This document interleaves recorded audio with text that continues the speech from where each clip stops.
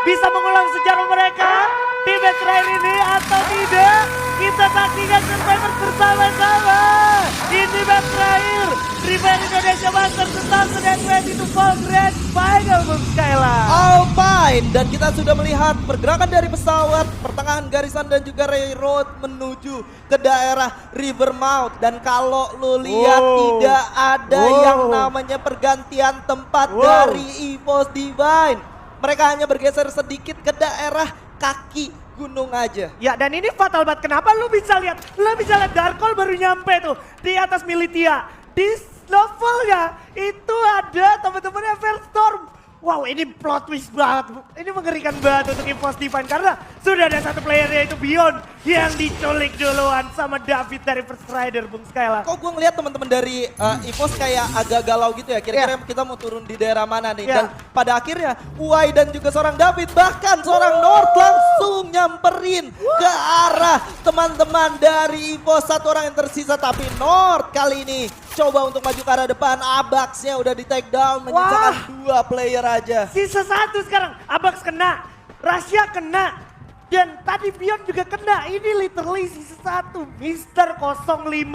Kalau 05 masih mau maksa ke area Snowfall, I guess it's gonna be the end and it's gonna be a new history, bro. Yes, karena memang 3 tim yang mempunyai peluang untuk melaju ke babak selanjutnya. Sebelumnya mereka belum pernah mendapatkan juara di Free Fire Indonesia Master manapun. Ya, itu bisa menjadi sebuah cerita yang amat sangat bagus untuk menumbangkan kontender terkuat mereka dari season ke season, Bung Skyla. Betul sekali, dan kali ini JRC cukup berdekatan dengan tim tabrak yang tidak suka siapapun ada yang bermain dengan konsisten. Siapa lagi kalau bukan MBR? Yo, mungkin emang kedengerannya nabrak doang gak juara, tapi kalau mereka ditabrak mereka bisa juara gak? Nah, itu dia.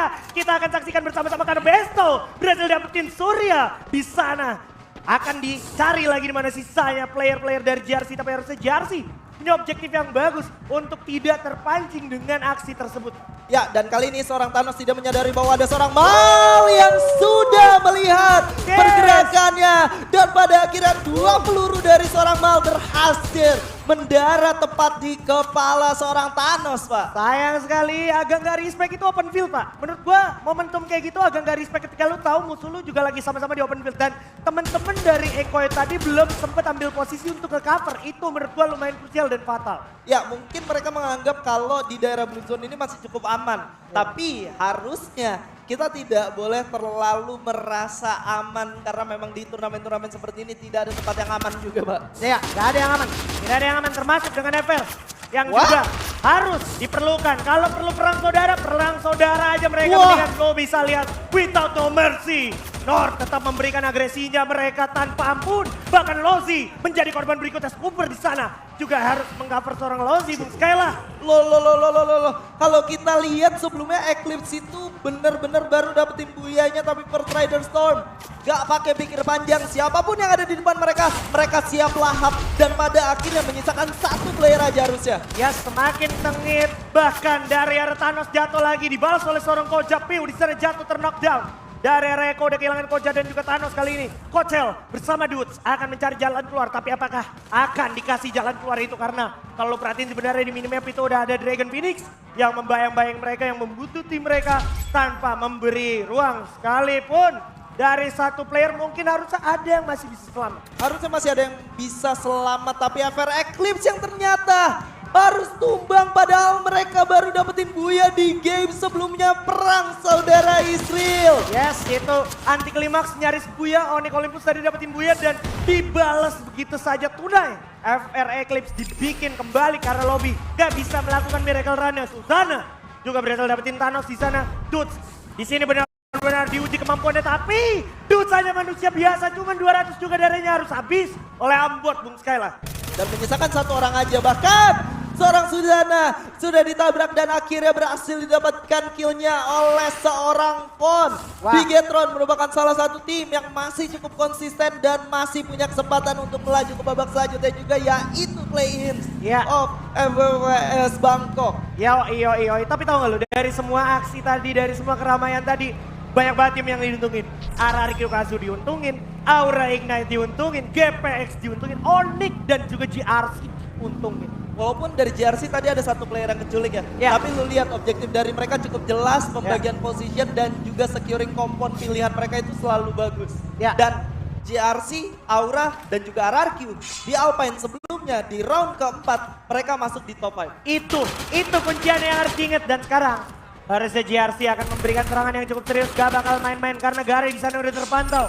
Akan segera dihabisi tapi sepertinya Gare masih punya peluang untuk melarikan diri tentunya dari tangan GRC dan GRC harus segera nge-split dan juga membagi visionnya lebih luas lagi karena jujur Forest Red ini tempat yang menurut gue lumayan krusial kalau lu di rush dan lu bisa rata wipe out begitu aja kalau lu di satu kompon yang sama. Ya, dan ini merupakan salah satu tempat yang memiliki banyak kompon, tapi komponnya tidak terlalu besar Ya. dan ngebuat kalian ketika melakukan defending dan pembagian visionnya, oh my Oh, god. King Divine tumbang di peringkat ke-11. Apakah ini sejarah baru?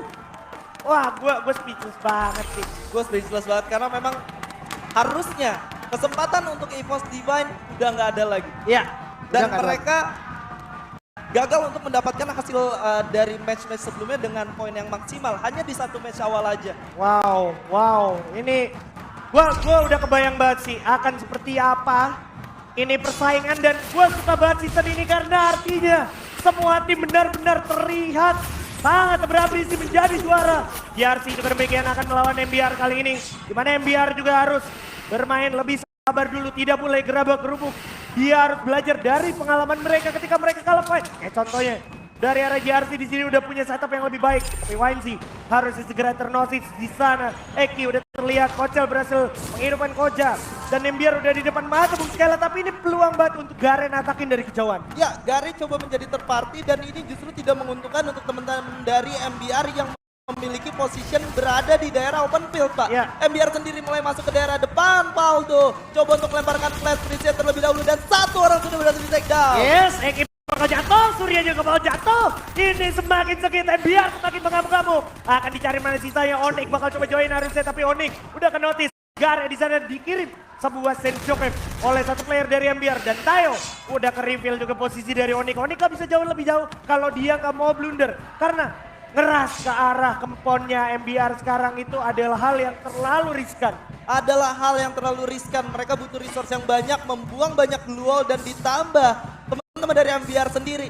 Mereka masih cukup lengkap 4 orang dan sudah melakukan reset GRC. 3 orang di take down dan kembali berhasil menghidupkan kembali seorang Mario. Masih ada asa, masih ada harapan. GRC tim yang berangkat dari divisi 2 melaju ke babak grand final. Udah berhasil dapetin 3 kali buya dan masih punya kesempatan. Ini ada untuk kemungkinan kalau kita juga bakal mengirimkan kontainer baru ke arah West. Tapi Eki berhasil diculik oleh GPX. Gak bakal dibiarin mudah begitu saja Bung Skela. Ya, tidak akan dibiarkan perjalanan dengan cukup mudah untuk GRC Aphrodite khususnya. Mereka sedikit kesulitan dan bahkan kedua tim yang sedang berada di papan atas yaitu teman-teman dari Aura Ya. dan juga RRQ-nya masih belum kelihatan, Pak. Masih belum kelihatan, tapi kalau gue boleh nyontek dikit di minimap milik kita para caster, itu dia udah mau coba masuk ke dalam zona selanjutnya dan Aura tidak bisa menghindar lagi dari peperangannya di area tengah map di miliknya. Aura bakal menemukan satu player yaitu Zixia udah mencoba mengurung dirinya, tapi hati-hati bisa jadi jebakan di sana. Zixia sudah menjadi satu korban untuk Aura. Dari kejauhan bakal dipercatakin oleh MGod. Masih bagus banget sebenarnya posisi dari Aura, tapi kalau lo perhatiin juga di sisi lain Surya berhasil di pick off lagi dan lagi oleh GPX. Benar-benar tidak diberikan kesempatan dengan mudah untuk JRC kali ini. Ya, dan kali ini Onyx-nya berhasil diusir oleh teman-teman dari Aura Ignite yang dimana mereka punya segudang resource dan rotasi mereka tidak terbaca. Mereka merupakan salah satu tim yang memiliki resource terbanyak di game kali ini. Tapi kita bakal beralih sedikit, ada Iko Thanos yang sudah mulai di spray down oleh teman-teman dari Bigetron Delta. Wah, makin intens. Tayo berhasil menghidupkan Zixia kembali dan Bigetron Delta masih bertahan. Mereka masih mendapatkan zona selanjutnya, mereka harus fokus jika mereka ingin mengamankan placement point karena walaupun udah menit 9 jelang menit 10. Ini masih 10 tim dan masih sekitar 39 bahkan mungkin nanti bakal jadi 40 orang. Oh, Vio dari kejauhan terpantau oleh Tayo, nggak dikasih ampun bahkan Susana. juga ternotis. Tayo juga gak bakal segan-segan untuk nge-delay seorang Susana. Tapi hati-hati Tayo, kalau lu gak disiplin, kalau lu gak respect sama lawan lu, bakal ada serangan balasan dari arah Mal. Bakal coba diras. Sesaat lagi pelan-pelan tapi pasti dari Dragon Phoenix langsung menunjukkan serangannya ke arah Gare. Udah jatuh juga di sana Gare. Mencoba ditolong oleh Tayo tapi Ambot datang mencoba ngeras. Berhasil hindari tapi dari arah Tayo gak bisa menolong seorang Gare. Sampai arah kalau berada Tayo juga jatuh dan Bung Skela. Sayang banget malah seorang Tayonya di knockdown dan kali ini momentum yang tercipta antara kedua tim mulai dicium oleh Aura Ignite. Sudah ada Sense Shockwave yang diaktifkan juga MGAT dengan M79-nya sudah mulai maju ke daerah pertahanan lawannya. Mereka tidak ingin melepaskan genggaman yang sudah mereka miliki ke arah teman-teman dari Dranik. Wah, ini semakin berbahaya. Apakah bisa kedua tim ini siapapun yang lolos masuk zona selanjutnya? What a respect. Mantep banget itu respect duelnya dari Adrian. Berhasil nge-delay pergerakan serangan dari arah Dragon Phoenix. Ambot pun jatuh ter-knockdown. I'm God. Masih ada grenade bakal coba lemparin menuju ke arah sebelah kiri. Tapi masih ada satu orang Mal. Harusnya bakal menolong temennya. Tapi enggak. Karena masih ada ombak sang pawang FFWS. Dan Adrian dengan charge boosternya. Sisa satu Dragon Phoenix harus dihabisi juga. Aura is on fire. Aura Ignite 4 poin eliminasi masuk ke dalam zona selanjutnya menjadi PR yang cukup mudah untuk mereka. Dan mereka baru dapetin buaya di round sebelumnya. Tentunya Aura kali ini punya kesempatan yang cukup besar. Dan mereka masih memiliki segudang resource yang bisa mereka manfaatkan. Yes, tapi kita harus lihat juga nih JRC-nya. Bisa jadi langka mereka, asal mereka bisa ditunda karena Eko. Perlu lihat tadi di bermuda tadi, Eko numbangin di pos juga. Yes. Sekarang Eko juga punya potensi untuk numbangin JRC. Tapi minimap harus berbicara lain. Ada RRQ Kapten Legal di pick juga tuh Bung Skela. Ya, dan kalau lu lihat juga RRQ tidak dalam kondisi yang cukup enak. Mereka sudah berada di dalam zona selanjutnya. Tapi sang kapten sudah berhasil ditumbangkan. Onyx Olympus harus posisi ke-9. Sementara Aura secara perlahan tapi pasti mulai masuk menuju ke zona selanjutnya. Sementara GPX sudah memantau sekitarnya juga. Wah, ini dia nih, moment of truth.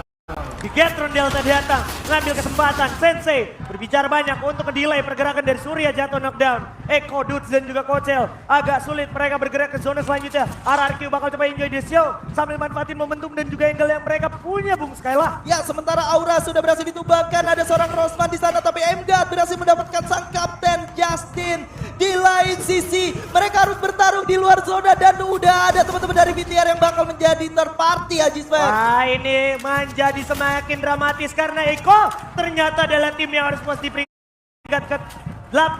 MBR Randy juga bakal join the fight. Dari MBR gak mau kalah, BTR juga gak mau kalah. Aim gak dapetin Justin, tapi bakal dibalik sama Adrian. Ombak bakal dicari ke knock. Ini Sensei OP dari Bigetron. Punya Stevie bagus banget, langsung dibuka di waktu yang tepat. Aim juga bakal ngerasain ledakan. Aura juga harus dibakar. Puas di peringkat ke-7 Bung Skela. Dan ternyata dari kill leader dan juga placement yang kita miliki masih tersisa satu tim yang berada di pemuncak klasemen. Siapa lagi kalau bukan the one and only RRQ Kazu, the king of kings. Yes. Sisa 5 tim survivors. Kita simak walaupun saat ini lagi jadi kill leader Bigetron Delta. Tapi Bigetron Delta masih harus handle sekitar 14 orang lagi atau bahkan 13 orang lagi. Yang mana?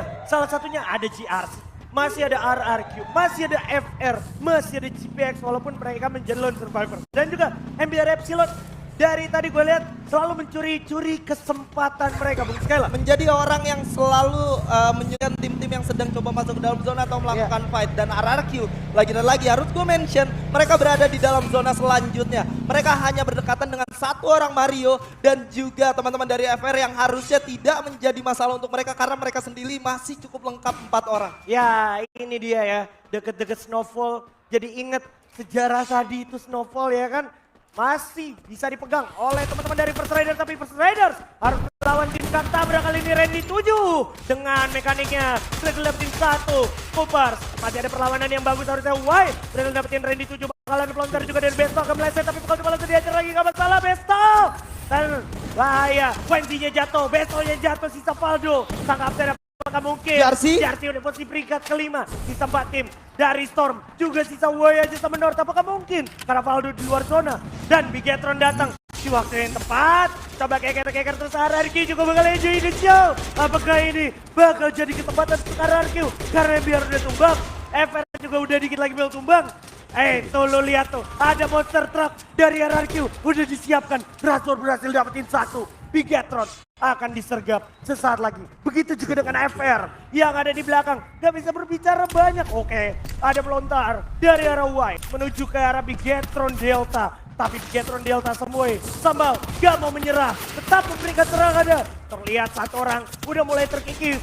Dari arah kejauhan legal juga tetap masih dengan Enya berhasil mengikis habis glual yang ada sampai Bigetron Delta tumbang, dan ini menjadi buya untuk RRQ Kazu. Congratulations for RRQ Kazu.